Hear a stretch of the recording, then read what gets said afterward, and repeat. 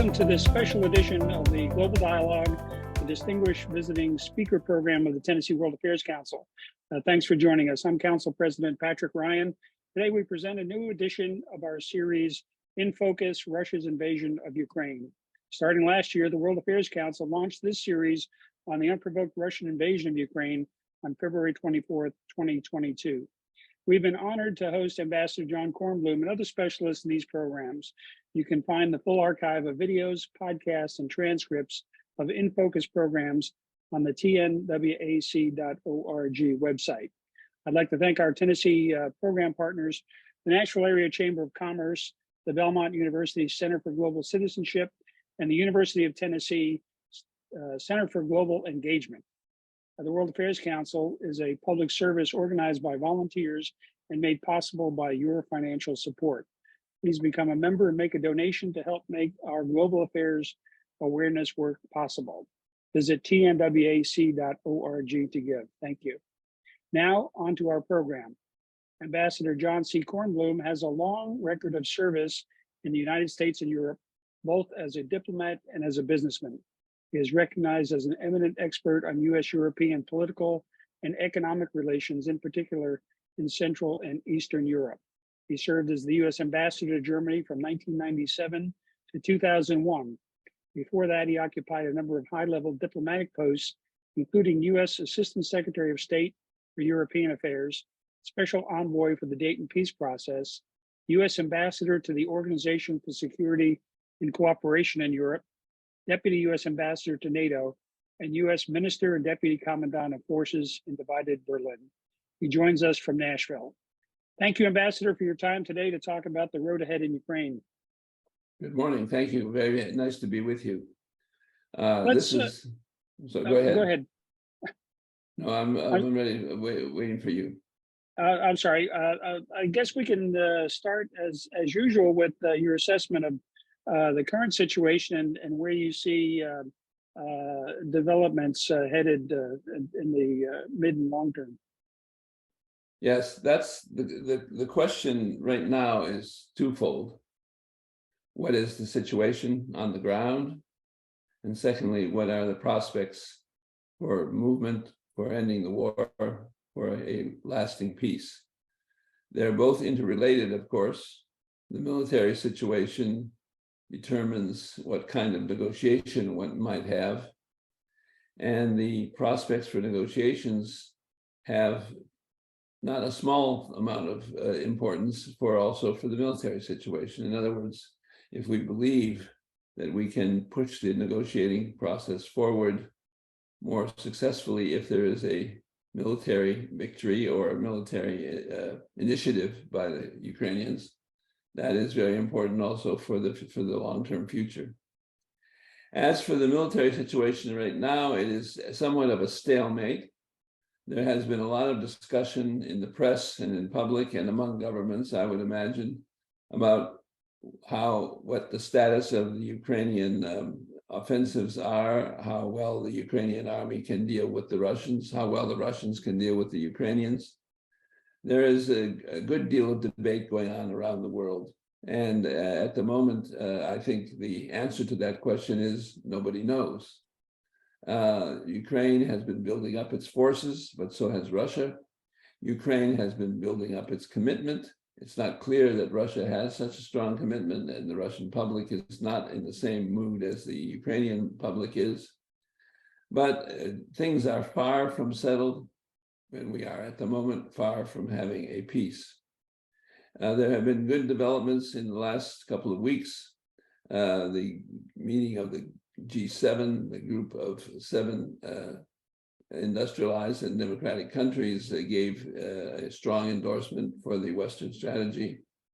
There has been agreement inside the European Union on a new economic support package, which is extremely important for Ukraine. And there has been debate in Washington about the weapons and the types of weapons that we should apply. And the president seems to have decided that we should move forward with supplying Ukraine with F-16 fighter aircraft.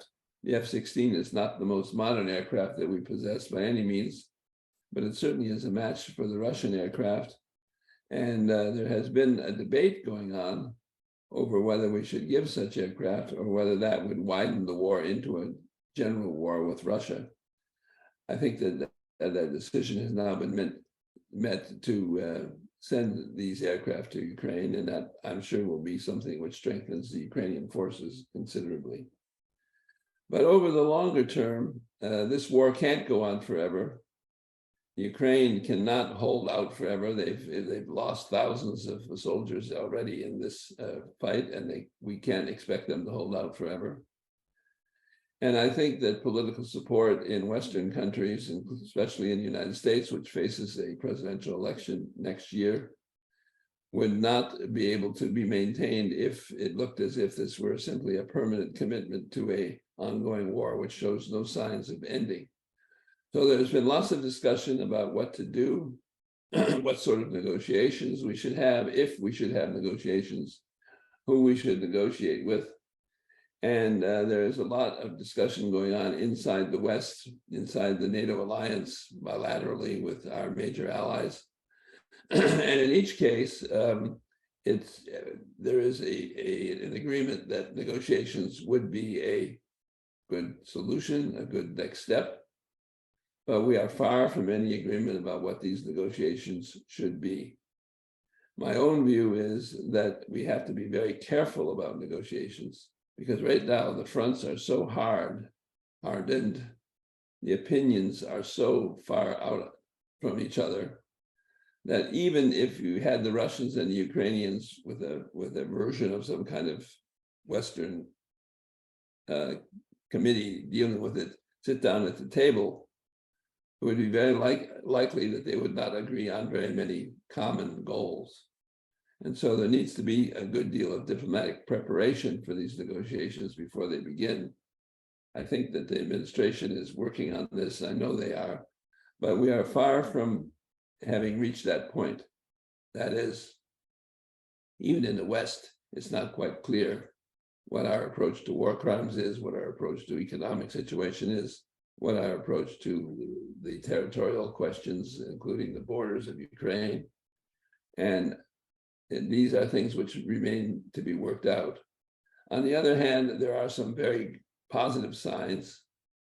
I would say that the original Russian goal of erasing the existence of the Ukrainian nation from the world's maps has not been achieved. And the Russians, I'm quite sure, have given up on this goal already.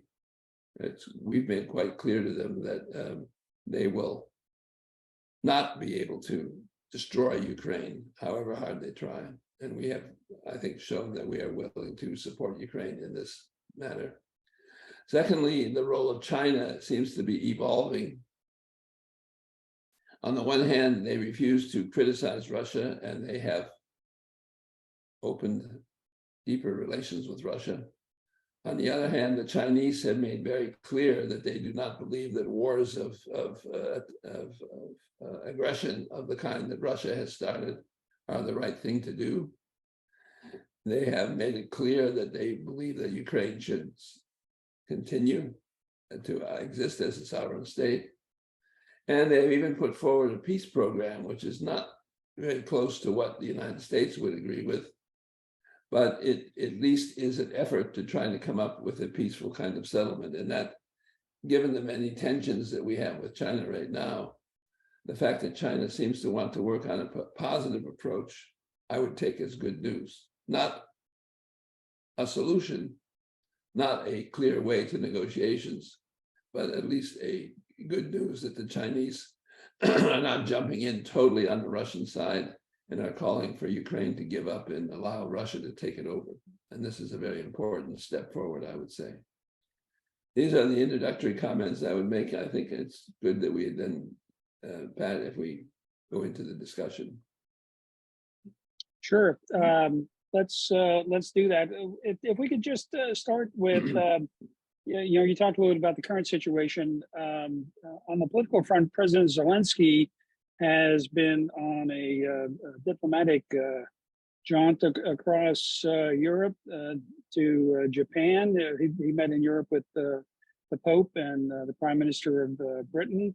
In Japan, he met on the sidelines of the Group of Seven summit in Tokyo. He met with President Biden and others, and he's also toured countries in Africa, and he's talked about an African leaders peace meeting. What do you make of this sudden eruption of diplomatic travels for the president? Well, I think there's both good news and bad news, if you will, involved in this. The good news is that the president of Ukraine feels able to travel. He is not so worried about the situation at home that he cannot leave the country. And the good news is that wherever he goes, he gets a positive reaction, especially from the Western countries, but also from some third world countries. And but the other side of the coin is that Ukraine desperately needs even more assistance than we have been giving them. American assistance is already somewhat over $30 billion. European assistance is, if you add the economic assistance, is even higher. But he still needs to have the support of countries such as India, such as Saudi Arabia, such as some of the African countries. And that is a task which he has. But the good news is that he feels able to go to these places and have such discussions without rushing home again to meet the next crisis. And so things are far from stable. Ukraine is far from an acceptable situation. But I think that the president's activities are showing that Ukraine is already in the position of dealing internationally with a large number of countries, and that it gets a good reception wherever the president goes. And there's also the push by the United States to bring the global South closer to the West's position on the Ukraine war. But there are some outliers in the international system. We've seen in the news recently the U.S.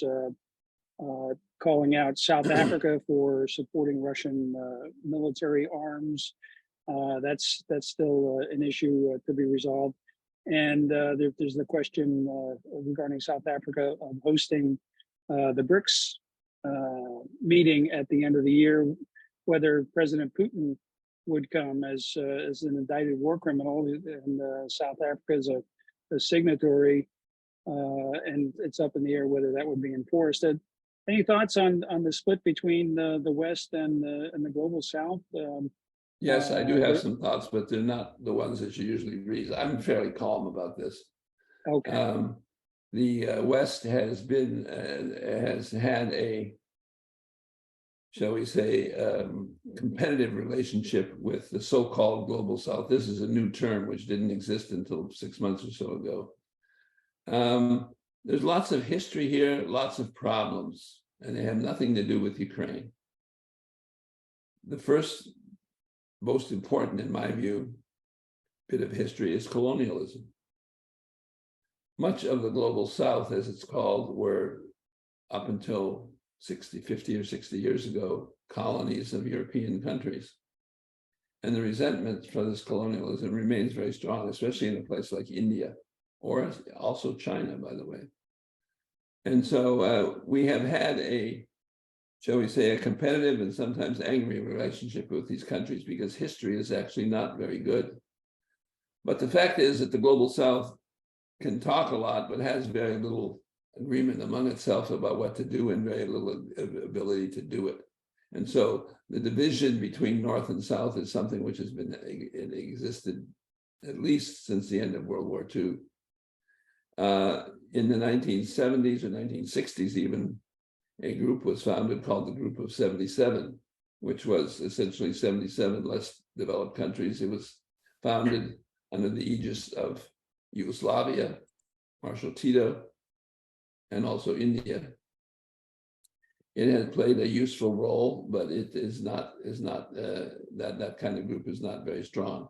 What we do have is the Group of 20, which is the Group of 7 of industrialized countries with 13 other emerging nations, as we call them these days, including the very important ones, Indonesia, Nigeria, India, countries like that, Brazil. And so we're in a big dialogue, but I don't think, and maybe here I have a different view than some people in Washington, I don't think that our strategy needs to be determined by whether we have good relations with the so-called global South or not. Let's talk about the longer range picture that you mentioned in your opening remarks. With your experience dealing with Russia during and after the Cold War, you have insights and perspectives on the frameworks that have been in place in the past and the structures that might be useful in the future. Are we looking at another long-term containment of Russia at the conclusion of hostilities and a negotiated settlement whenever that comes? What is the future of the Atlantic Alliance in terms of dealing with Russia? And Europe in the 2020s is certainly not Europe of the 1970s and 80s. What do you see as the U.S. European framework for dealing with Russia in the future? Well, I think this is probably the most important question that we have to face right now, and I would put it also in an American context. It's very important for the United States, for all the things that we have in front of us and all of the debate that we're having in our country right now. It's very important for the United States that our security is also guaranteed not only by our military, which is strong and very capable, but also by our ability to deal with important foreign countries in a positive and secure way, shall we say. And the center of this security for the United States remains the North Atlantic Alliance and the European Partnership for a number of reasons. First, because Europe is 500 million people in developed countries who have a standard of living which is as good or even better sometimes as the American standard of living, who are well educated, who have democratic systems. This is our core.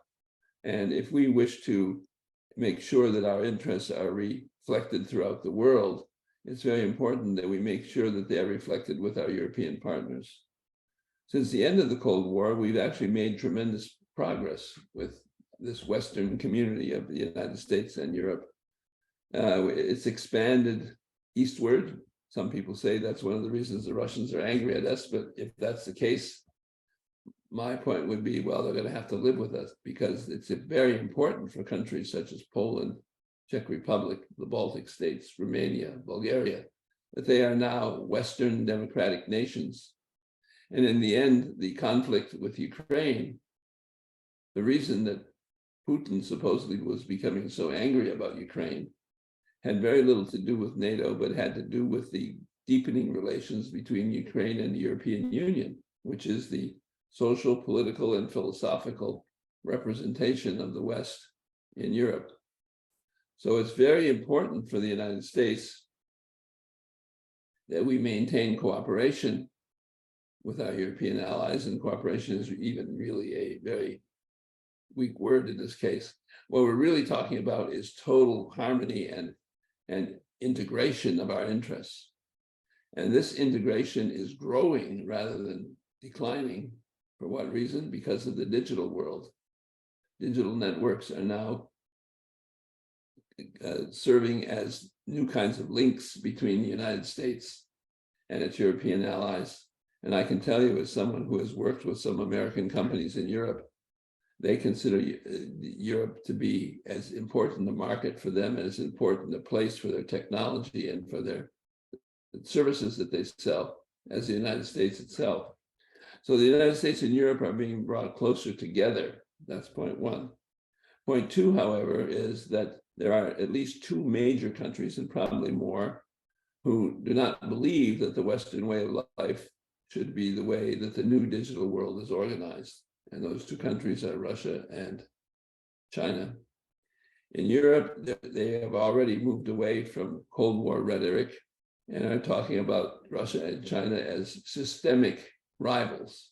That is, countries whose systems are rival to the systems of the West, who do not believe in Western pluralistic free market democracy, and who are trying to organize the new digital world on the basis of the more authoritarian systems that they have, rather than on the open democratic systems of the West. This becomes a point, for example, if we take a word which is on everybody's mind these days, artificial intelligence.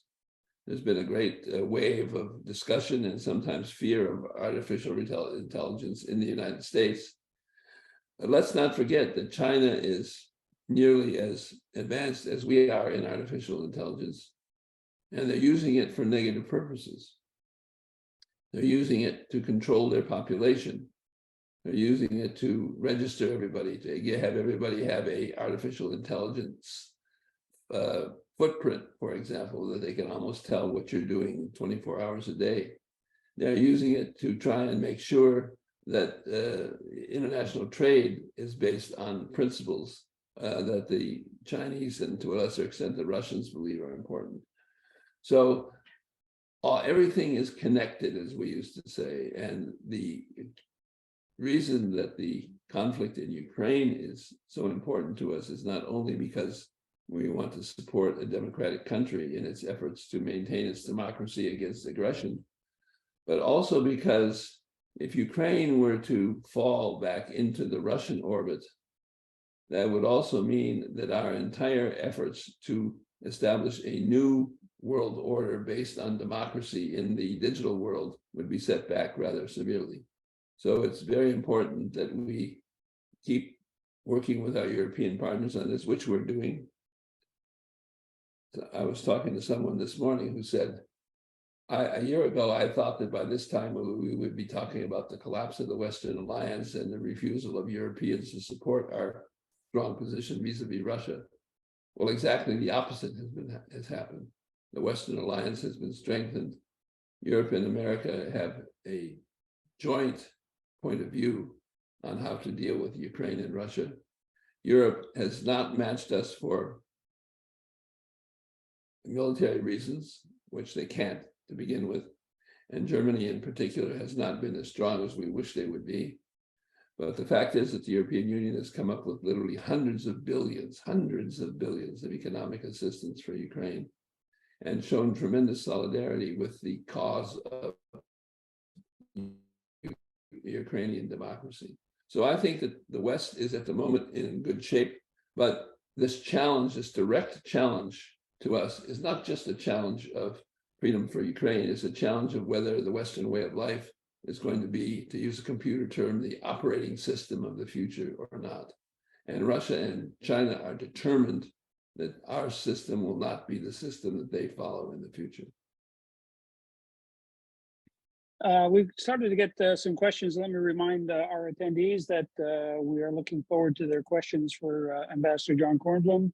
You can put them in the Q&A tab at the bottom of your Zoom screen. Ambassador Angela Weck asks a question about the NATO alliance. She says the world was at war in Europe for more than 2 years before the U.S. entered during World War II. If NATO took a bigger role in this war now, would that change the dynamic for the better or worse? Well, NATO has entered the war, of course. We are there by supplying military assistance, strategy, intelligence services, etc., to Ukraine. The difference between today and 1939 or 1941 is the existence of nuclear weapons. And however weak or strong Russia may be, it is probably at this moment the world's largest nuclear power when you count weapons. China is has much less numerical power, but it also has a nuclear arsenal which is bigger than anything other than the United States arsenal. China is very, very reticent on talking about nuclear weapons. It is not threatening with them the way the Russians are doing. But the Russians have been threatening with them. And so the United States and the West has to follow a very narrow path here between, on the one side, supporting Ukraine as much as we can, On the other side, not turning it into a general war with Russia, which could at some point end in a nuclear exchange. And the thesis that we have been working on for at least the last 60 or more years, which is that there can be no victors in a nuclear exchange, that the consequences would be so terrible that we would not even wish to contemplate them. That continues to hold. That continues to define what the positions taken by decision makers are in Washington. I agree with that very strongly. And I think that that is one of the reasons why NATO is not directly involved in this war, but is almost directly involved with the kinds of weapons we're supplying, the kinds of support we're giving to Ukraine are far and beyond greater than anything we've done recently. But we have been very careful to make sure that Russia does not have an excuse for attacking us by saying that NATO is declaring war on Russia. We have a question from Sir Larry Swart from South Africa. He says, good evening, Mr. Ambassador. His question has to do with supply of billions of dollars in weaponry, and he asks about the reasoning, explaining it to African countries, the major expenditures that are being made in this regard, and also he asks about weapons that were destined for Ukraine. Some of them are finding their way into African countries. Are you aware of any of those reports? I've heard this, but I have no way of knowing. I mean, the fact is, we are literally talking here about billions of dollars worth of weapons sales and of economic aid. And it is an unfortunate principle of existence that when such money is thrown around, some of it goes in the wrong places. So it wouldn't surprise me to hear that the weapons are being thrown. South Africa is a good example of the so-called debate with the global South. And I think that we should all in this country and in Europe understand the anger which comes from the global South, from emerging countries, at the United States and Europe putting so much focus and spending so much money in Ukraine and not spending money on the problems in countries such as Pakistan, which is still suffering from almost historic level floods, which took place there 6 months or so ago. And South Africa, of course, has a long history of being suppressed by European settlers, citizens of South Africa. I can understand why South Africa might not be quite as engaged for helping Ukraine as they are engaged in helping their own democracy to be built. So these are very important questions and we shouldn't dismiss them. But my response to such questions would be, it will not do any country outside of Europe or North America, will not do anything good for these countries if the Russians were able to establish their kind of system in the world. The only good future for these countries is in an open, pluralistic, democratic system. And so they have an indirect interest in us making sure that Russia does not succeed in its task and that China does not succeed in pushing back Western concepts, because these are the concepts which work. Western democracy has brought more freedom and more democracy to its countries than any other place on earth, and applying them in emerging nations has also been working. Take India as a good example. Brazil has a very upset economic system, but it has real elections and the president changes after the elections. And so it's quite, I think, easy to demonstrate that such an open democratic system is for these countries also as important as it is for us. Well, you're a keen observer of German politics. Our friend Thomas Schwartz asked, to what extent is the Ukraine war changing the German political debate? And do you think those changes are permanent? And I'll add Joan Rice's question here. Are there any parallels from the work that was done to unite Germany post-fall of the wall? And how might diplomacy be used to rescue the current Russia-Ukraine situation. So Tom asked about the politics in Germany and the use of diplomacy, any parallels from the past. Yes, that's a very good, both are very good questions. And on the second one, I'll treat second in line, but it has, I think, a lot of relevance for the current situation. But first, this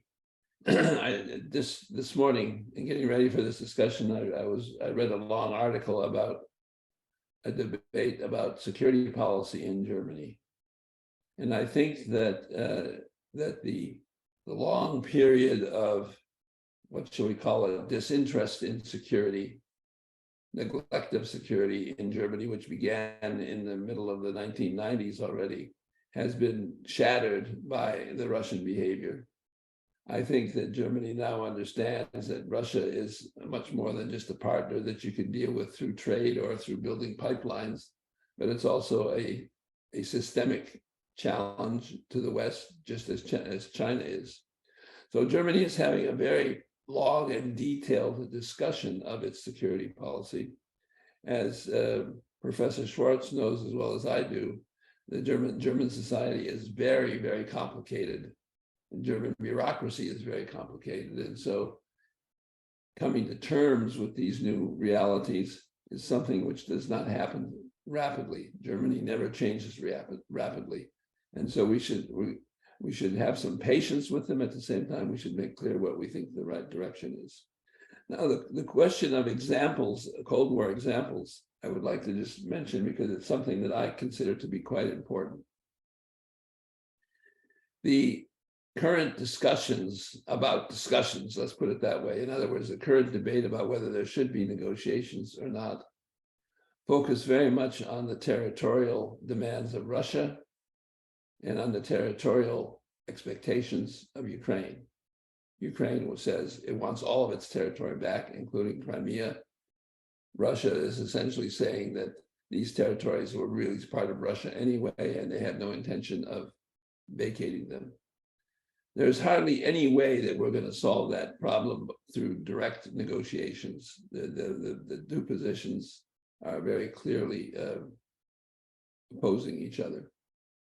But there is a way which we did use during, as the Cold War wound down, and we used also, I personally used it in the Bosnian War, and that is not to talk about solutions, but to talk about methods of reaching a solution. In other words, for example, the quadripartite negotiations on Berlin in 1970, which was one of my first engagements in international negotiations. We spent the first year of these negotiations talking about, debating with the Russians about whether the Western sectors of Berlin had any reason to exist at all. When finally the Russians understood that we were not giving up on this position, they started to be ready to compromise. And we, in the end, achieved an agreement which helped both Russia, giving it stability in Central Europe, but also was of great assistance to the Berliners, and also confirmed the legal right of West Berlin to be West Berlin, and the legal status of all of Berlin. So, and in the Dayton negotiations, we had the same situation. We had a country of Serbia, which denied even the existence of the Republic of Bosnia and Herzegovina. And through long, long negotiations, and also, by the way, through the application of military power, we did quite a bit of bombing of Serbian artillery positions during the months leading up to the Dayton negotiations. We ended up with an agreement in which both sides were dissatisfied and remain to this day dissatisfied, but in which both sides were willing to live with the peace that we had achieved, including the recognition of the Republic of Bosnia and Herzegovina. And one hears sometimes criticisms of the Dayton Agreement because it didn't, quote, solve the problems in the Balkans. But of course, it was never designed to solve the problems. It was designed to manage them. And it has managed them successfully now for 27 years. And I think that that is a good kind of example, both the détente agreements that we had during the 1970s, and also the Dayton Agreement, is a good example of the kind of method you could use for an issue such as this, where the two sides are totally apart, totally disagreement over even the reason for the conflict, by which you can, through careful negotiation, you could probably set up a structure for managing the conflict. And I think that the Dayton and Cold War examples are rather important for this case also. Talking about the Balkans and Serbia, our friend Nick McCall, a member of our advisory board, he's over in Knoxville. He's asked the question: given longstanding Russian interest in Serbia and the Balkans in general, and substantial military supplies made by China to Serbia, are there grounds for real concern that Russia may foment greater stresses or opportunities for destabilizing NATO's southern flank in the former Yugoslavia? And we've seen reports of the leader of the Serbian enclave in Bosnia visiting Moscow and talking to Putin about the energy subsidies to bolster his position in that region. What's your take on courting Serbia and others in the Balkans that might be destabilizing to the region? Well, I agree with that. I think that one of the tools that Putin has that he could use short of threatening nuclear weapons is, in fact, the situation in the Balkans. If I say that the Dayton Agreement has succeeded in managing the situation, I would add, of course, in managing an unacceptable situation. And especially the Serbian entity in the Serbian community inside of Bosnia, which calls itself the Srpska Republic, it calls itself a separate republic, has been failing to cooperate on many issues over the past few years. At the same time, one of the reasons that we still have a standoff in Bosnia is that the Bosnians have not been terribly willing to cooperate with the Serbians. The European Union has played an important role, especially in shall we say, moderating Serbian behavior through its economic and political assistance, but also through its promise of membership in the European Union if countries like Serbia meet the criteria. And just recently, there was a contradiction between the European Union and Serbia over Serbia trying to recruit Russians coming out of Russia to work in its high-tech industries. And the European Union made very clear to Serbia that if they continued with that policy, it would hurt their ability to apply for a membership in the European Union. So, as is usual in the Western world, we have a mixture of security policies. America is the strongest military power by far, but Europe is also a very strong democratic and economic power. And to repeat a point that I made a few minutes ago, the current conflict over Ukraine did not begin with NATO action in Ukraine. It began with this signature of a trade agreement between Ukraine and the European Union, which brought Ukraine closer to the European Union and caused total outrage in Russia. Putin tried to block it, which ended with the toppling of the president of Ukraine at that time, and the very famous Maidan confrontation which took place.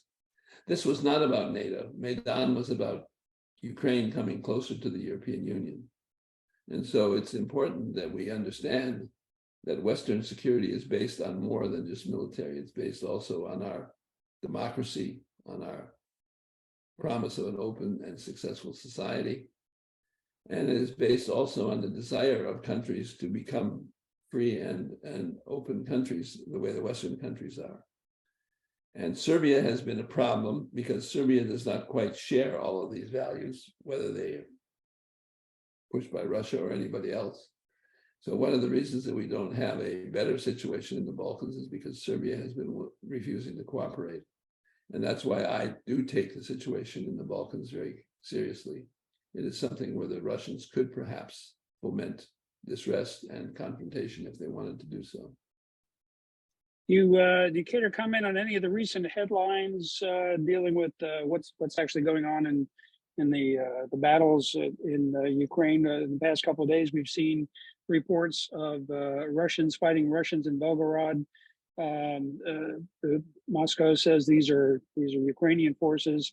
Ukraine says that they're Russian forces. We've also seen reports that the Wagner Group, Prigozhin, has supposedly back in January offered that he would disclose the location of Russian troop positions in exchange for Ukrainians withdrawing from portions of Bakhmut. We've also seen President Biden providing estimates that as many as 100,000 Russians have been killed or wounded since December. There's a lot going on in the military side that may be underreported in the news. What's your take on some of these issues we see? Well, I'm not much more able to comment on them than the news is, but obviously very important things are going on.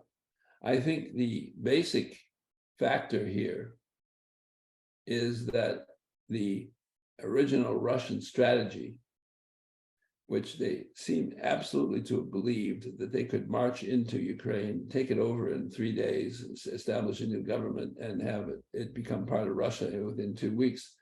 This has not only proved not to be successful, but it has turned to be a total disaster for Russia. And the problem on the military side right now is that the more disastrous things are for Russia, the more determined they probably are to keep fighting, because to admit that it has been a disaster would probably be the end of the Putin regime, among other things.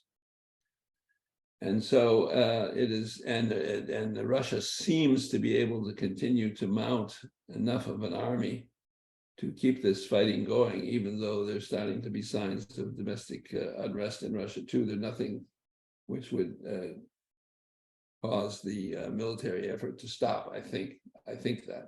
I hope the military would stop, but I think that it probably won't. And so we're in danger of being stuck with a stalemate. And this is what Russia has been creating all around in its former territories, in Georgia, in Armenia, in Azerbaijan. It has created, in Moldova, it has created these stalemates as part of its political strategy. But this is such a stalemate that I don't think Russia can survive if it's not somehow dealt with. And we'll wait and see what happens. I have no better intelligence on what's going on than anybody else does, but it's quite clear to me that the Russian forces are simply not doing what they expected to do. And that the Ukrainians, on the other hand, are proving to be unbelievably creative, not only using the military support that we give them, but in the way that they have used cyber warfare, and the way they've used drones, and the way they have used the way tapping Russian cell phones to figure out where Russian forces are active. They have been brilliant in the economic and cyber warfare field, and the existence of these talents bodes very well for their future in the West in years to come. So I think that this all is a very great sense of disappointment to the Russians, and but at the same time, as I said earlier, and as you said also, Patrick, this means that the Russians are, if anything, more dangerous than they were before. And so we have to be still very careful about what we think and do and say. That's why I'm very concerned about negotiations which are not well prepared, because they could easily end up in a major confrontation, which would create millions of refugees from Ukraine and destabilize Europe in a way that we haven't yet seen. Well, you know, we've certainly seen frozen conflicts that Russia has perpetrated elsewhere, and you're right in pointing out that the Ukrainians have been very innovative and have updated the manuals of arts of land war to be considered in some of their tactics. We have a question from Anne-Marie in La Jolla. She asks about the importance of Ukraine winning the war rather than peace negotiations, and I guess that's the delicate balance here to avoid a frozen war. But what's the tipping point of negotiations that both sides could embrace? Clearly, That's right. The Ukrainian position is all Russians out of all of Ukraine, and Russia doesn't see it that way. That's right. I think that from a shall we say practical standpoint, one can say Ukraine has already won the war. They have blocked every single Russian goal. They've taken back thousands of square miles of territory that Russia had once occupied, such as the city of Kharkiv. But they have not achieved all of their goals. There's a difference between stopping the Russians and achieving what you want. And in particular, the Russians have established this corridor between Russia and Crimea, which blocks much of Ukrainian access to the Black Sea, which is a very important part of their economy. And also, as you said, the official Ukrainian goals for this situation are that it returns to the borders of not 2022, but the borders of 2014. In other words, including a return of Crimea to Ukraine. And so that's why it's such a delicate situation, because it could explode into a major, even more difficult military conflict very rapidly.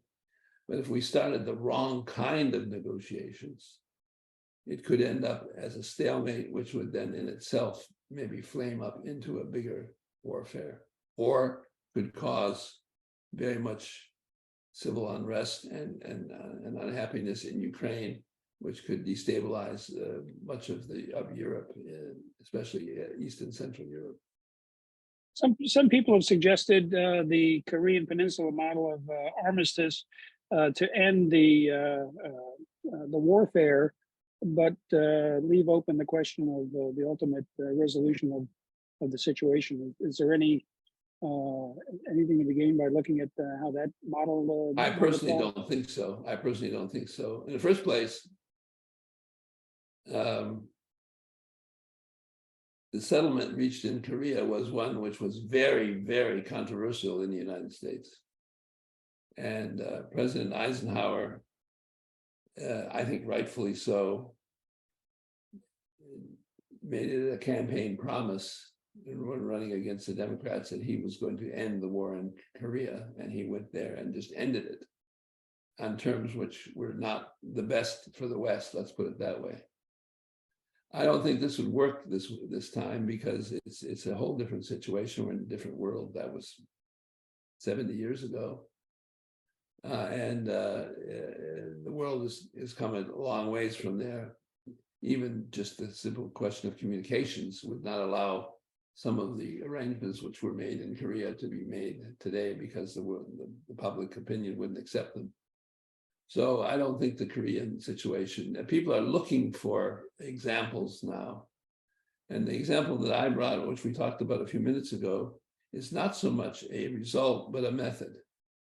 The method of not, in fact, defining a result until you've come to the point where it's to do it. I can tell you, I was in the Dayton negotiations from the very beginning, and the territorial division of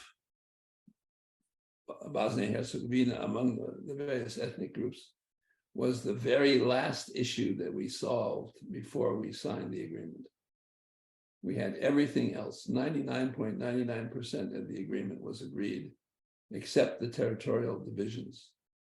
And that was the final issue, and it took several days to work that out. And even after that, I was in a meeting with the Secretary of State and with the presidents of the three countries involved, including Milosevic. And we had to put pressure personally on Milosevic at that meeting in order to get him to accept all of the territorial arrangements, which his delegation had already agreed. He tried, in other words, to walk it back. So starting with territories is just a losing game. And that's my own opinion, but I think history shows that that's the right opinion, that if you try and start with the most emotional, hard-fought, difficult issue, you're guaranteeing yourself a failure. Ambassador Robert Lyric asks about Turkey, and Turkey has played a role in blocking NATO expansion. Finland is now in, but Sweden is still blocked. There's some controversy between Turkey and Sweden, and Turkey has a veto, as any single NATO nation does, to enlarging the alliance. Can you talk a little bit about Turkey's role and what's going on in the Ukraine war? Well, yeah, Turkey has become, I don't know what the right word here is, increasingly Islamicized. I don't mean the Islamic religion, I mean Islamic aggressive concepts, which are also present in the Muslim world over the years. But in viewing the events of the past year or so in Turkey, I think the most important event is going to take place, I think, next Sunday, and that is the Turkish presidential election. There was already a first round in which Erdogan did not get his absolute majority, which he thought he was going to get, so he was forced into a runoff. He may win again this time now.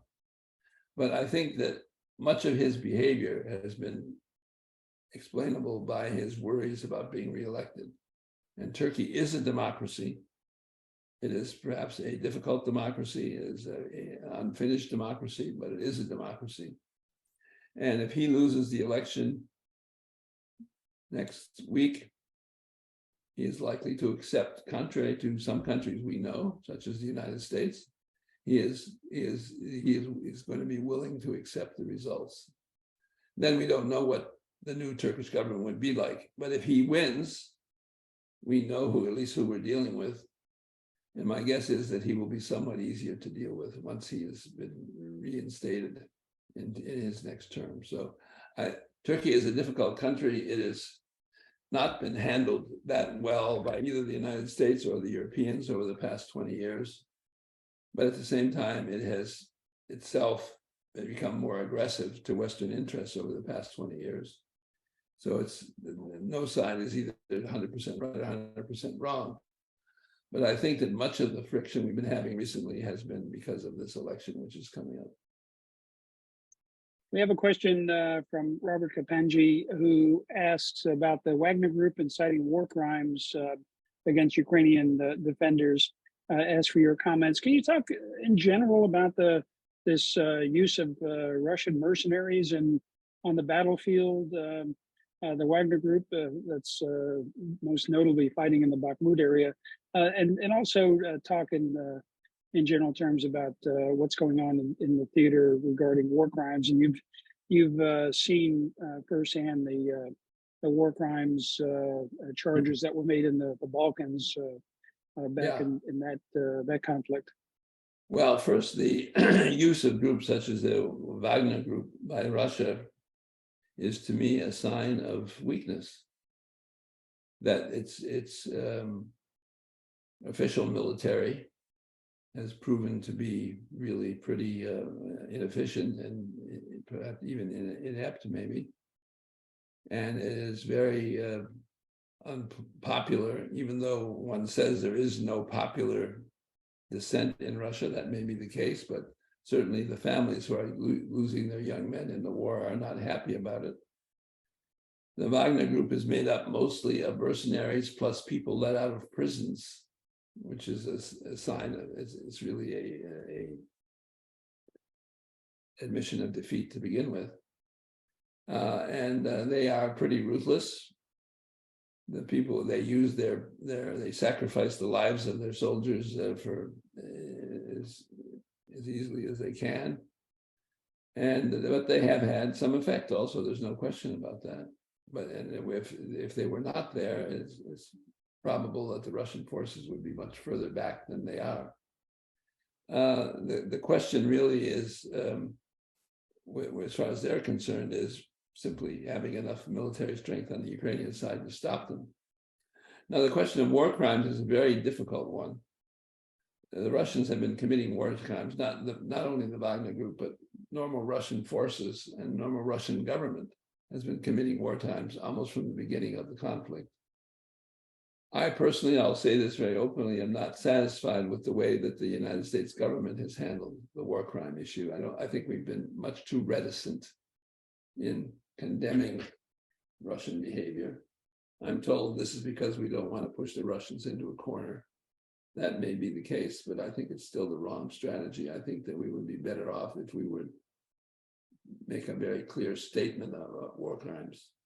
The administration would say they've done that, but the fact is they haven't done that because they've condemned the war crimes, but they haven't taken the steps necessary to start the official investigation and prosecution of these war crimes. So they're trying to have their cake and eat it too, in other words, and it's one major area in which I disagree with our own government's policy. Well, Ambassador, we're going to wrap up here in a second. I'll thank you again for being with us, and thank our attendees for being with us as well, and for their wonderful questions. I'll ask if you have any closing comments, any remarks that you'd like to make to wrap up our program today. No, I think the questions have been very good, and I thank the people who have asked the questions because they've been very to the point and have helped illustrate what's going on.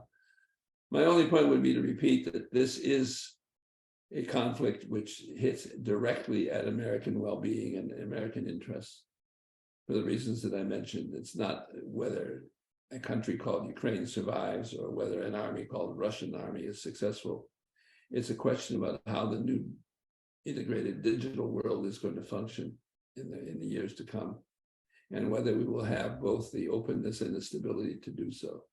And so I'm very grateful to be invited for this discussion, and thank everybody who's taken part and for the very good questions which were asked. Well, thank you for being part of the series that we started a month before the invasion of Ukraine. You had the foresight to start talking about these important issues. Let me just end with thanking Ambassador John Kornblum for his participation today. And I'd like to add a personal note. On June 1st, I'll be stepping aside as president of the World Affairs Council. It's been my pleasure to serve the community for the last 16 years, bringing public interest programs on global affairs to the community and to especially to our young people and education outreach programs. Dr. Leanne Henschke will be taking over as the executive director of the Tennessee World Affairs Council. And I would ask that you provide the support to her that you've shown to me over the years. And again, suggest that if you're interested in sustaining programs like this conversation with people like Ambassador John Kornblum and others, that you visit TNWAC.org, become a member, and make a gift to the World Affairs Council. That's the only way that you'll continue to have these programs available. Again, Ambassador, thank you very much for your time today, and thank everyone for being with us.